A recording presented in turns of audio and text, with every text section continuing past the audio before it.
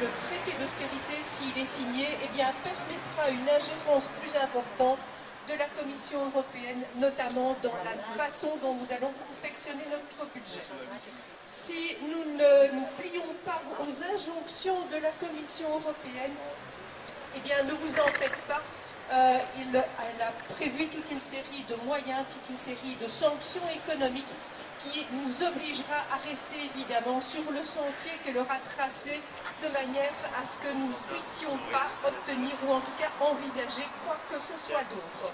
Il est vrai que j'ai entendu dans mon entourage, heureusement pas direct, certains dire ne nous en faisons pas, sinon pour un peu avoir la paix, je ne sais pas très bien pourquoi, et on s'accommodera après, on parviendra bien à compléter arrangements. Non, il n'y aura évidemment pas d'arrangement possible.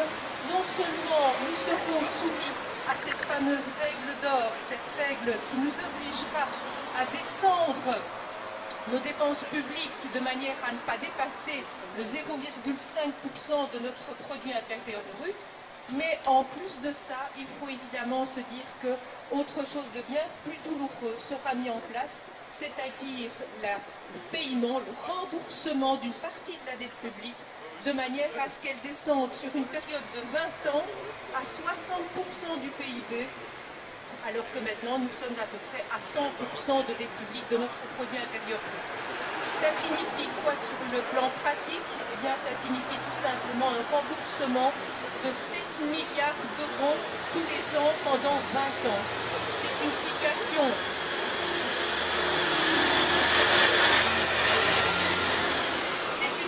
tout à fait insupportable parce que ça va évidemment mettre à mal les dépenses qui seront normalement honorées par les pouvoirs publics. Ça veut dire qu'on peut s'attendre évidemment à des coupes, à des sables dans les dépenses en ce qui concerne les soins de santé. Évidemment, les allocations qui sont allouées aux demandeurs d'emploi, mais les allocations familiales, ne l'oublions pas, ont également été diminuées puisque l'allocation de rentrée maintenant est tout de même soumise à une diminution.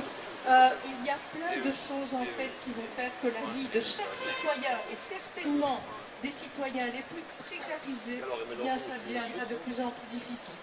Il y a une seule industrie pour laquelle je pense qu'il n'y aura pas de souci, eh bien ce sera l'industrie des mouchoirs en papier, parce que je pense qu'on n'aura jamais autant pleuré qu'à l'époque où ce traité d'austérité sera signé, s'il est signé, ce que nous n'espérons pas évidemment.